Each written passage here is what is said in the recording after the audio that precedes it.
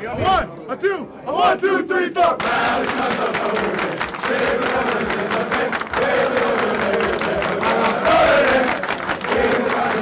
Proud of every one of you. All three units, if you think about it at the end, the last drive offensively, the defense coming up big, and then obviously, you know, the kick. So all three units coming together to close out. That's closing out a football game.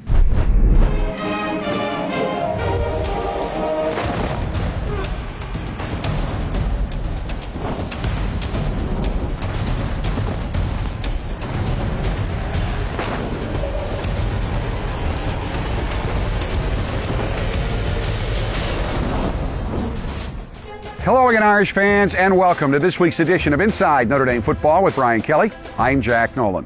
The unmitigated joy inside the Notre Dame locker room after Notre Dame's come-from-behind 30-27 win over Miami could be heard in the media room next door. Throughout Notre Dame's struggles this season, the team's enthusiasm for the game and determination to win each week has never wavered. That determination was embodied by quarterback DeShone Kizer diving into the pile in the final minutes to recover a fumble that kept the winning scoring drive alive. I ran over there. Actually expected that we were already in the end zone, so I didn't necessarily think that me fighting for that ball would mean anything. But when I didn't hear us cheering, and I acknowledged the fact that it wasn't a touchdown, you just start holding on for dear life. Like I said, it slipped through a couple Miami hands and saw Brown and squeezed on. Inside Notre Dame Football is presented by TireRack.com and brought to you by Team Notre Dame partners Coca-Cola, Under Armour, and Gatorade. Inside Notre Dame Football is also brought to you by Bank of America, Canon, Xfinity, Delta Airlines, proud to be the official airline of Notre Dame Athletics, Nissan, Notre Dame Federal Credit Union, Sirius XM Satellite Radio, and UPS.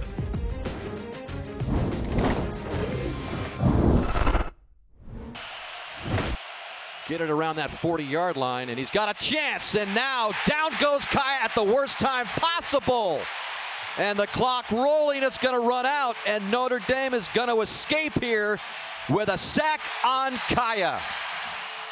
What steps forward did your team take in the win against Miami? Well, there's a lot of things that happen within the game. Certainly there was emotion in the game that changed. That most teams maybe don't come back from giving up 27 consecutive points and come back and win the game. That could be probably one thing that we could just talk about 30 minutes on how our kids, had perseverance and resolve and the fight. They were the Fighting Irish, certainly in this game. But I think really where we saw some great improvement was DeShone Kizer getting the ball out of his hand, good rhythm in his passing. I thought defensively, defending the deep ball against a very talented Miami receiving core. And then the pass rush. Anytime that you're able to be disruptive with your front four, I thought those three things by themselves show great improvement for a football team. 5 sacks, 12 tackles for loss, 18 rushing yards given up. Is it fair to say that's the best defensive performance of the year for your team? Oh, without question. And one that has now continued to improve, over the past month. And I think the month of October has shown this defense to get better and better. And I think that is, for me, probably the biggest highlight on the defensive side of the ball, where you can stop the run, defend the deep ball, and do it with a lot of young players and a lot of guys that are growing each and every week. What pleased you the most about the offense? Well, I think, being able to get the ball out of our hands, not take sacks against a very, very good front in Miami. I thought the ability to find a running game when you needed it. We were able to disperse the football around to whether it be the tight ends, the running backs, our slot receivers. I thought Torrey Hunter caught the ball well for us. KJ Stepherson continues to be that big play guy in our offense. Equanimous, catches the football for us and makes plays for us. He had a great touchdown catch. But I think more than anything else, it was probably just the commitment that Deshaun showed to his throws. He was assertive, he was committed, and that's a good sign for us. Empty set. 2 to the left, 3 to the right. Goes to the left, and is it complete? Yes! Touchdown, Notre Dame to Equanimous St. Brown. It's 20-0. You have all the momentum. You've been there before this year, and unfortunately, it happened again. Special teams miscues took the momentum away from you and allowed Miami to get back in it. Yeah, once again, some indecisiveness. We got to come up and field a punt that is a little bit shorter, but there was plenty of hang time. We just got to go up and get that ball, because we know if that ball hits the ground with a high punt like that and the noise in the stadium, it's hard to see it and feel it. Our punt returners got to do a better job of getting up there and getting the football. You lose a punt into your own end zone for a touchdown that took a wacky bounce. CJ, he sees a ball coming at him, and his natural reaction is to try to catch it rather than get out of the way. Yeah, his heels need to be at the 7-yard line, and you don't move after that. You get out of the way. We don't field the ball inside the 7-yard line. There's no use in fielding it inside the 7. So he knows that. I think he was trying to make up for, what happened earlier, but he's got to trust his coaching, and his coaching in that situation is keep your heels at the 7, get away from it, and again, it leads to a touchdown that turns this game now around and puts Miami ahead 27-20. That's a seminal moment in this season, because when you add everything that's gone on into this season, I do think most times it would be, here we go again, we can't win this, and it was the exact opposite. Well, we had talked about it on Thursday. I told our team in the stadium, I said, you're going to have to change the direction that we're going, and you're going to have to figure it out, and you're going to have to go do this. And so they were ready for it. There was no, I don't believe, change in their demeanor. They knew that it was going to happen, and they knew they had to change their fortunes. And they went down the field and found a way, got a touchdown, and tied the football game back up. And I think once they got that score to get it back to 27-27, felt like we were going to win the football game. Durham Smythe wanted to score, extended the football. It's fumbled on the goal line, and your quarterback goes in there and takes it away from 2 or 3 Miami players. Yeah, and all we need is a first down there. Durham needs to be aware that he doesn't need to lunge for a touchdown there. That play was extended a little bit too far. He got a little bit too aggressive with it, exposed the football. But when your quarterback dives in there and comes up with it, that's the kind of gritty play you want to see from your quarterback, and that was a huge play for us. How solid a foundation, how positive of a win is this in terms of turning around a team that's been right on that edge and hadn't been able to win a game like this yet this year?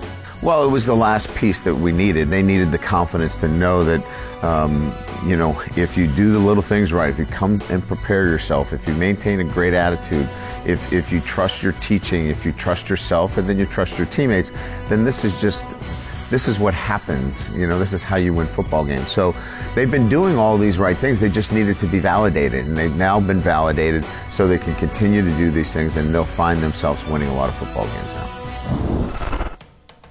We do not have time on this show to list all of the accomplishments of Notre Dame great Alan Page, but here's a summary. Notre Dame football national champion, consensus All-American, academic All-American. Page played 15 years in the NFL, earned 9 trips to the Pro Bowl, became the first and is still only the second defensive player to earn the NFL MVP award. He was inducted into the Pro Football Hall of Fame in 1988 and the College Football Hall of Fame in 1993. He also earned his law degree while playing in the NFL, became an assistant Minnesota Attorney General before serving 4 terms as a justice on the Minnesota Supreme Court. Plus, through the Page Education Foundation, Alan and his wife Diane have helped nearly 6,500 Minnesota students of color continue their education after high school. Page was saluted by the 80,000-plus fans in Notre Dame Stadium for the Miami game as this year's recipient of the Notre Dame Monogram Club's highest honor, the Moose Krause Distinguished Service Award. Inside Notre Dame Football was honored to spend some time with Justice Page when he arrived back on campus.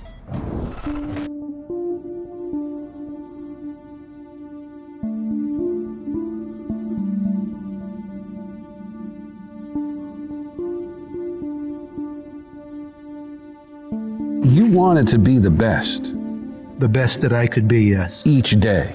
And you were driven to be that. Did that enter into your decision to select Notre Dame because you believe Notre Dame could help you be the best possible person and not just the best football player you could be? That was part of it, but it was, you know, when it came down to the final decision, I was convinced the standpoint of what about when your 4 years here are over? What's going to be best for you? Growing up in Canton, Ohio, football is important.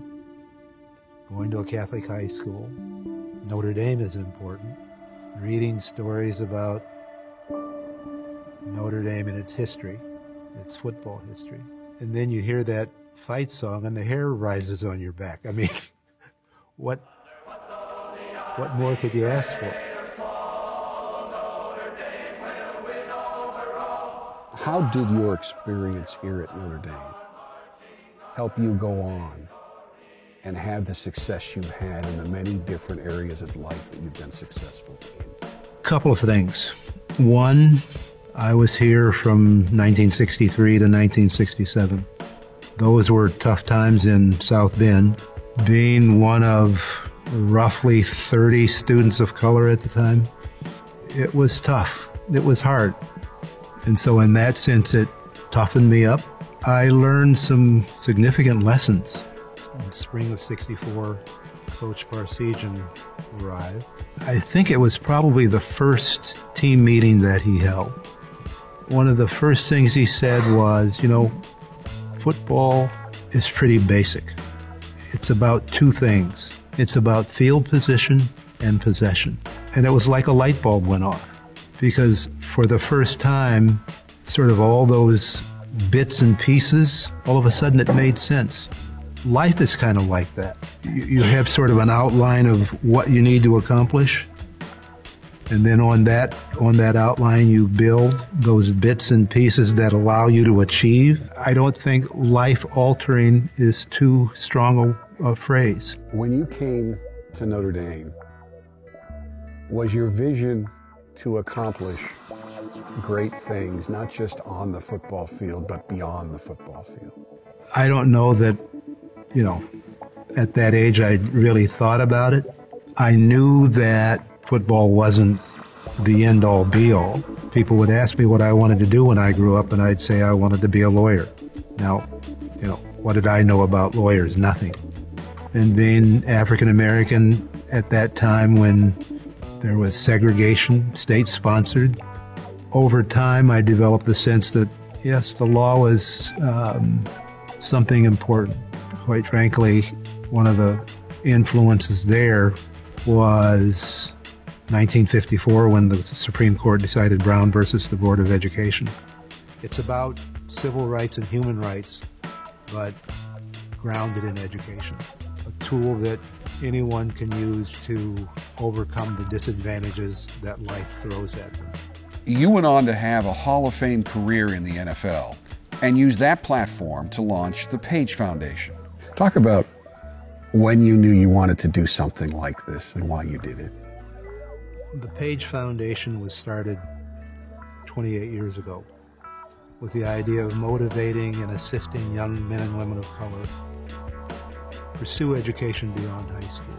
Both Diane and I decided that the weekend that I found out I was going to be inducted into the Pro Football Hall of Fame, we thought, well, maybe we can use that as a catalyst to do something more than what I'd been doing. So what is next for you now, looking forward? I'm still trying to figure that out. Trying to figure out what I'm going to do when I grow up. What does it need to be, though? What attributes does it have to have for you to put your full effort into it? I mean, the goal would be to have a positive impact on the world around me. It's easy to say, and sometimes it sounds trite. Leaving things better than you found them, to me, is what it's all about. Did you do something that made things better? It's not so much the end result, but what you set out to do. Did you set out to make things better? And did you do it in a way that gave you a chance to have that impact? Field position and possession. Doesn't guarantee you will win, but it puts you in the position to win. Favorite all-time movie? Fight Club. Favorite TV show? How Much Mother? Do you have a celebrity crush? Girl from Chrisley Knows Best. Savannah. Favorite musical group or artist? Kings of Leon. Favorite class? Ceramics. One thing the public will be surprised to learn about you. I can juggle. Where is your favorite spot at Notre Dame? Dillon Hall. Player on the team most like you? Deshaun Kaiser. Get up early or sleep in? Sleep in. Best nickname on the team and who has it? Googie. Brian Killander. One thing you always hear from Coach Kelly at practice? Got a punch! Best singer on the team? Mike McGlinchey. Best dancer on the team? Torrey Hunter. Best comedian on the team? Ooh, Mark Harrell. Best comedian on the coaching staff? Oh, Coach Burris. Best dresser on the team? Me. Worst dresser on the team? Corey Robinson. Player on the team most likely to become a football coach? Mike McGlinchey. Best thing about playing for Notre Dame? Gold helmets. Jesse Bon Jovi, you've completed the 60-second drill on Inside Notre Dame Football. Thank you very much. It's time now for the experts at TireRack.com question of the week for Coach Kelly. This week's question comes from Jerry Liss of South Bend. Coach, what are your expectations of non-starters during a game? They have to be actively involved in creating an energy within the game itself. So when there's a lull in the game and a special teams play, we want them 100% part of the game. Next up for the Irish, Navy in Jacksonville. The midshipmen are 5-2, upset then 6th-ranked Houston 3 weeks ago, and have added a potent passing attack to their always difficult-to-stop triple-option rushing attack. Well, it's a dangerous football team. It always is. Now they put the balance into their offense in terms of throwing the football, makes it a very, very difficult offense to defend. So we've got our hands full. We know that. But more importantly, it's a team that never quits. They were down by 3 scores or more against South Florida and put themselves in a position to almost win the game. So not only are you getting an offense that is very difficult to defend, you're getting tough-minded, physical football players that do not quit. And so this will be a challenge for our football team without question. That will do it for this week's show. We, of course, will be back next week with all the highlights of the Notre Dame Navy game. Until then, thanks so much for watching, and as always, go Irish. Inside Notre Dame Football is presented by TireRack.com and brought to you by Team Notre Dame partners Coca-Cola, Under Armour, and Gatorade. Inside Notre Dame Football is also brought to you by Bank of America, Canon, Xfinity, Delta Airlines, proud to be the official airline of Notre Dame Athletics, Nissan, Notre Dame Federal Credit Union, Sirius XM Satellite Radio, and UPS.